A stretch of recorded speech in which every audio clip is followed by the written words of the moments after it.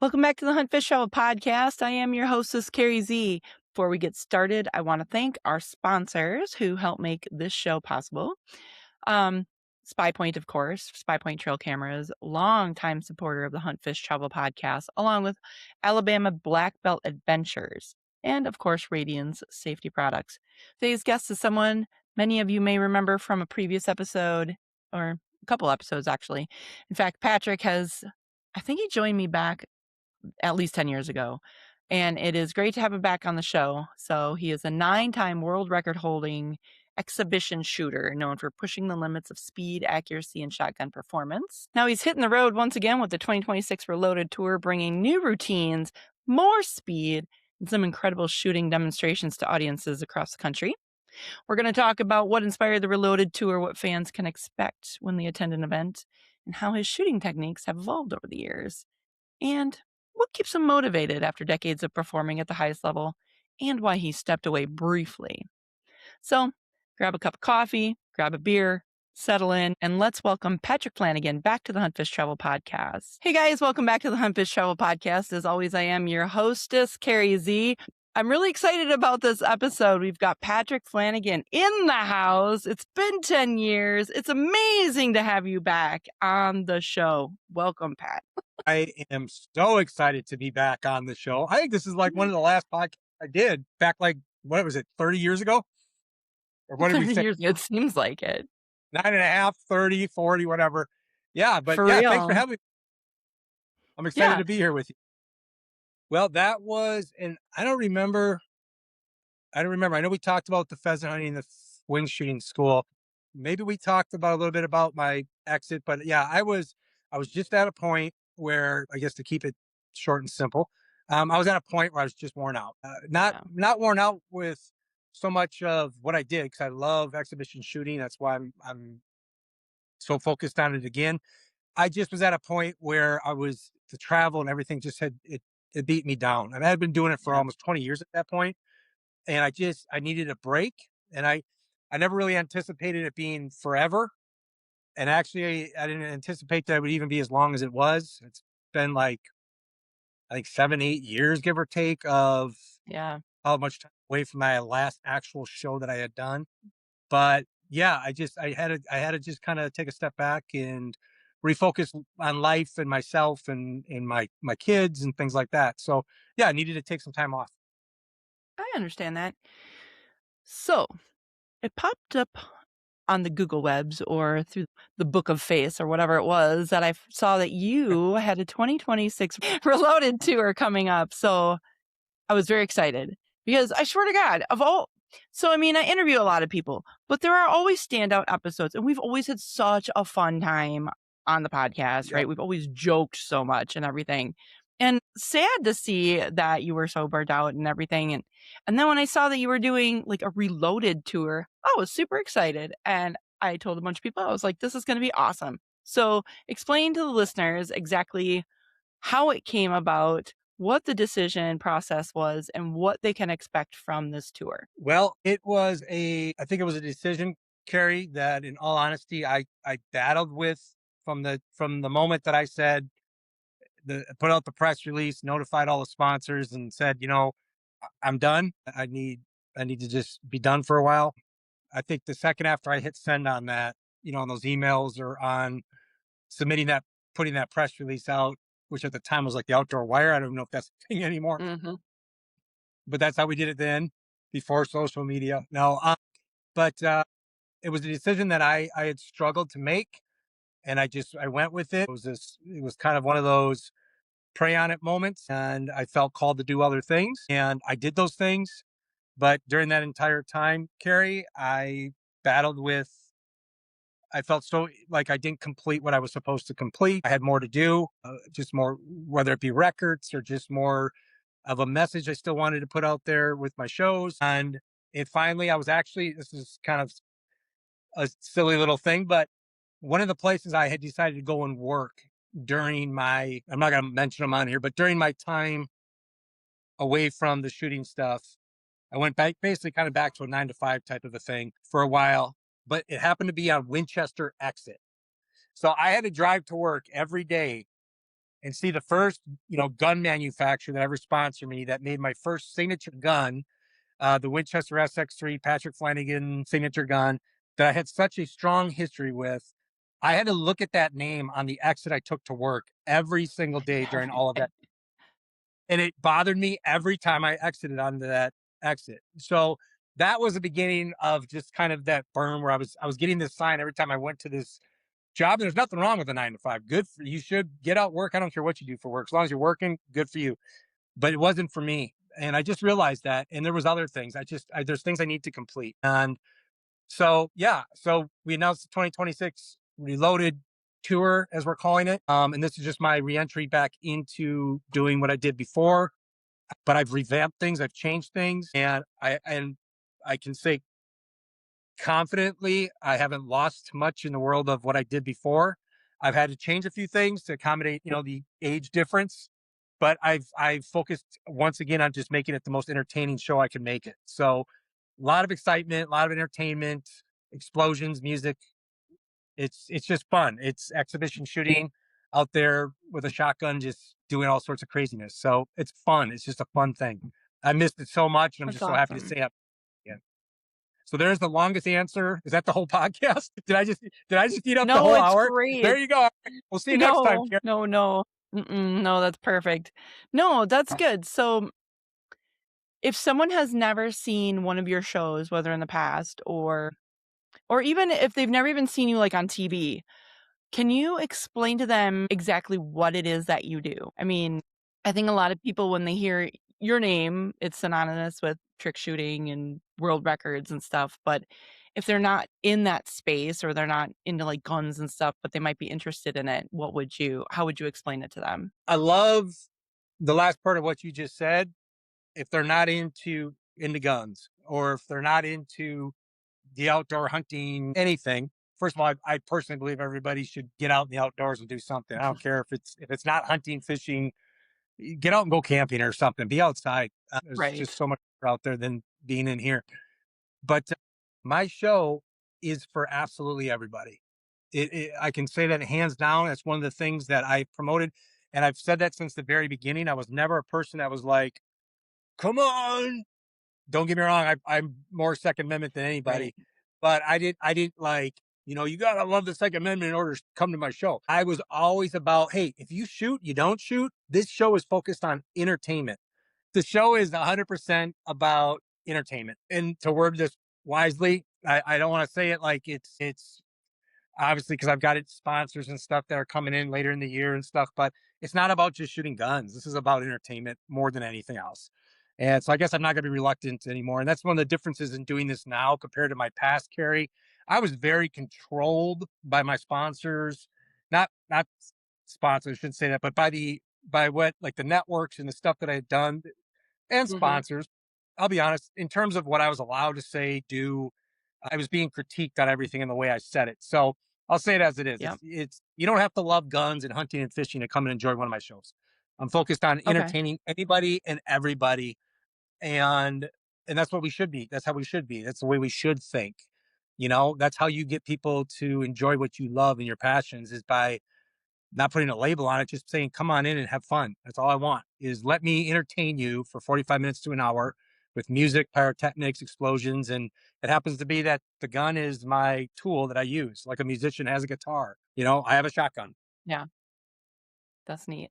Yeah, a lot of exhibition shooting, and I think it's really interesting. It's so much of the wild, wild west mentality, and for the listeners who haven't been listening since day one, Pat and I met in Deadwood a million and one years ago and went turkey hunting, and truth bombs left and right about Deadwood from this guy, I swear to God. Like, but when you think of Wild Wild West and trick shooting and stuff like that, I guess I had never really been exposed to it a whole lot until that event. And then to meet you, and you do all this neat stuff with these guns, and it's just bananas. And I think it's really cool that you have resurrected your career and are going it's gonna be a tour, right? So it's gonna be at different locations, or is it just all gonna be in South Dakota? Yep. So I moved back to Wisconsin where I'm originally from. South Dakota, obviously I had lived out there for the majority of my career prior to that. I lived in South Dakota. Deadwood was my home. I'm a Wild West enthusiast. I collect Wild West history stuff. I lived on a ranch. Played cowboy, fake cowboy for years, but was a big fan of the fast draw and the arts of all the different exhibition stuff from Annie Oakley to Ad Topperwine and his wife and Herb Parsons of the 1950s and 60s and all these legendary exhibition shooters. And the history of that sport is what captivates me. And to be able to be in a timeline with them is beside myself. But the show itself has got a little bit still of that touch of that Wild West theme to it. I've got routines that I did that were kind of specifically geared towards that genre, and ones that are like new and modern as well. But then also trick shots that I've done that were from the 1800s that I continue to use and from the Wild West era. But the show is going, when I say tour, like the Reloaded tour, it goes anywhere and everywhere. And I know there was a point in time, I think this might be what you were hitting on. My show, I made a tourist show out in Deadwood. I had that show out Yeah. in Deadwood where it was a Yep. tourist attraction, like, which for me was cool because like I was discharging firearms in city limits of Deadwood, South Dakota. Who can say that? But it was like it was just such a Wild West history thing. But no, I'm back to doing the full blown go anywhere and everywhere, from gun clubs to fairs to festivals. We're just doing them all. Right now, there's not a venue that we have said no to. So That's so neat. That's awesome. The got guns okay, and and willing to the work for food. right. I'm gonna So try if to do it. okay, I'm gonna try to do a picture with that. that would be hysterical, right? Got guns will work. So on your is it on your website that has a list of places so far that's already scheduled? Not yet. So we don't. Okay. We're doing. Okay, so I'm relearning everything now. So I'm not doing. I have not set up a new web page. We were going to set up a Okay. web page. We're using Facebook, my extreme team on there, which is Mhm. Facebook.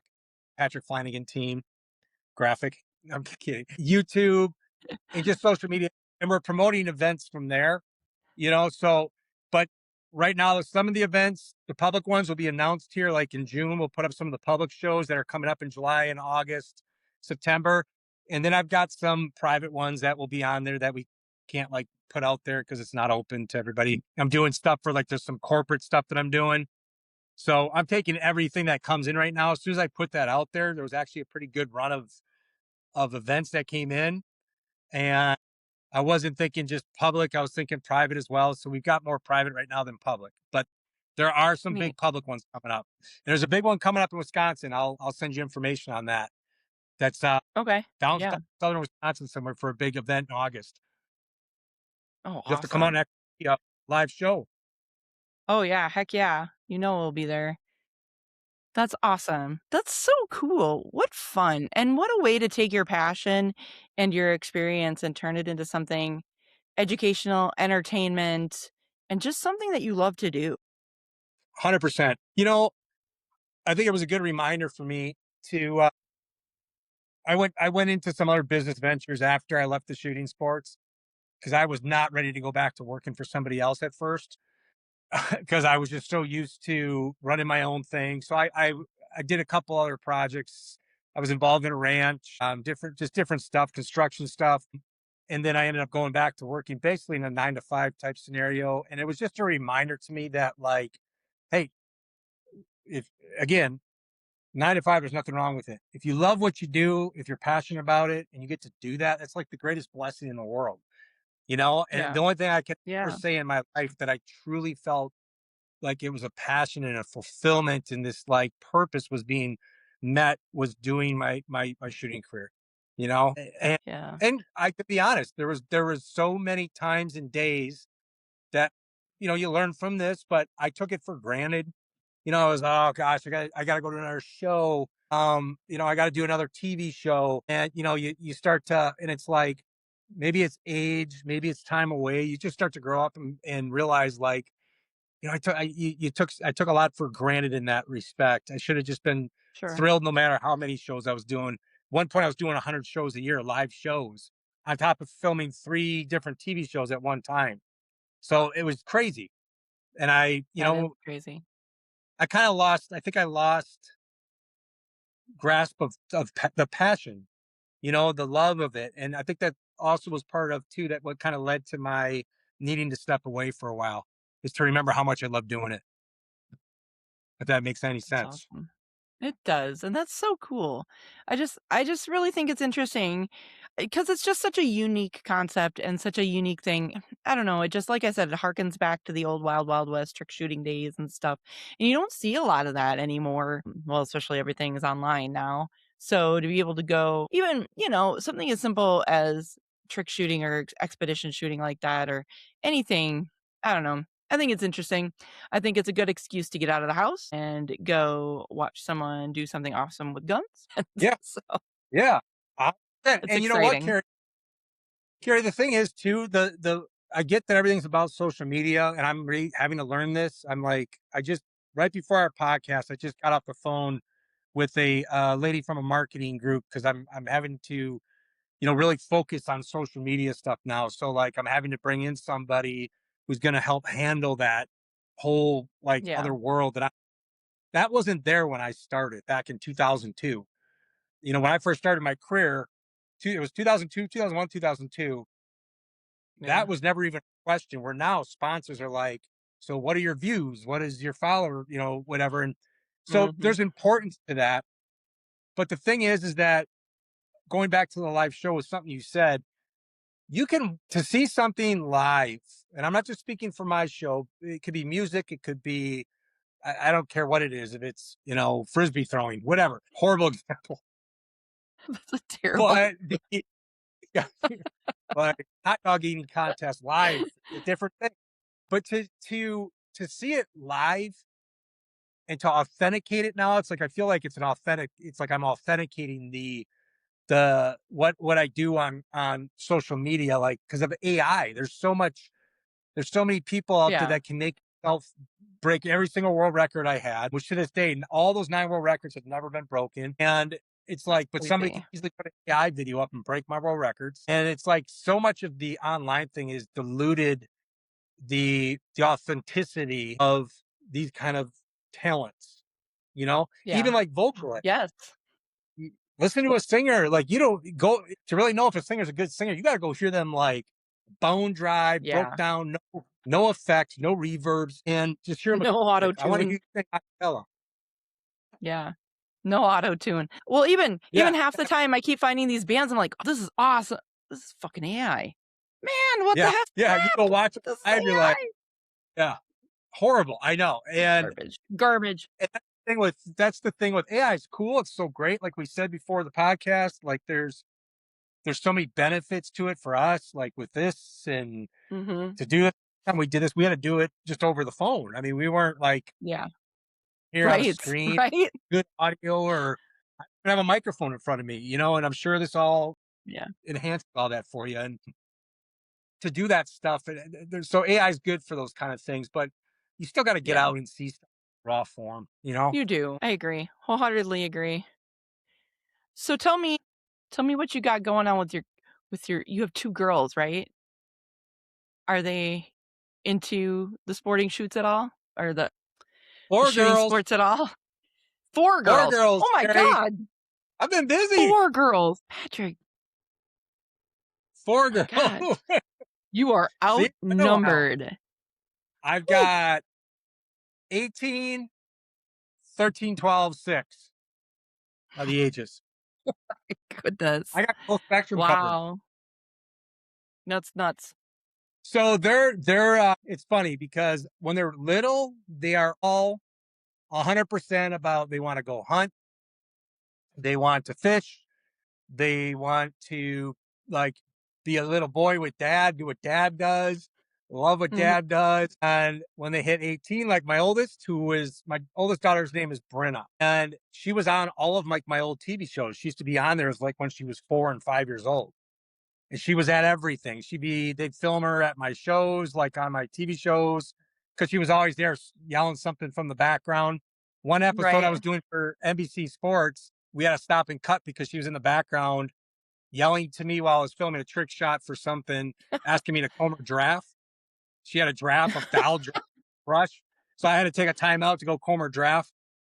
Oh my god, that's But it was funny hysterical. is that as they get older, dad's not as cool anymore. Maybe doing all the stuff with dad isn't as exciting, but you know, they, but they all still do. They'll, like my oldest daughter down to my youngest, they'll still come. They'll hunt with me. They'll fish with me. Not as much as they used to. I'm sure there's more exciting things in life at 18 than your dad, but they all love the outdoors. So that passion's been passed on. Are any of them trick shooters? No, but who knows? Maybe one day they will be. I don't know. I don't push any of that on anybody. They Cool. all love being in the outdoors, but they're not. Nobody's like out trick shooting or doing that. I wish that Nobody's one following would, in the but I don't footsteps. know, and not yet. You never know. I mean, Well, maybe that's they'll. true. Yeah, I mean, I just don't. I don't push. You know what I mean? It's kind of like one of those things you always think that, like, Yeah. oh yeah, that guy's kid will be a pro baseball player because he's a baseball player, and sometimes that's the case. But for me, Right. it's like I don't have like any, like, if they were interested and were like, hey, teach me how to do it, I'd do it. But Yeah. I don't I gotcha. push you know. Yeah. I get it. I get it. Well, that's cool though. But I'm sure they're your biggest fans and your Yeah. biggest cheerleaders. So it's Oh, all that 100%. matters. Yep. That's They awesome. keep me in check. Well, cool.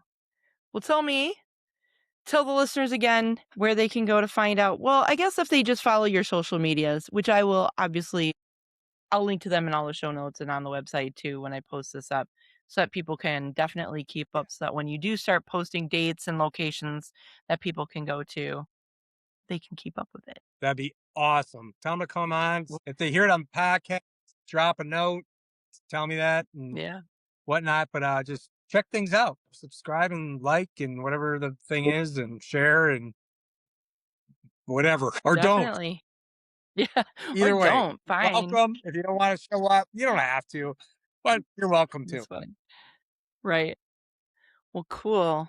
Well, all right, Patrick. Well, I appreciate you taking a few minutes out of your day to talk to me about You what you bet. got going on. And it was kind of a fun circle back to some of the old episodes, which I will also link to in the show notes if anybody wants to go back and listen to them. They're pretty funny.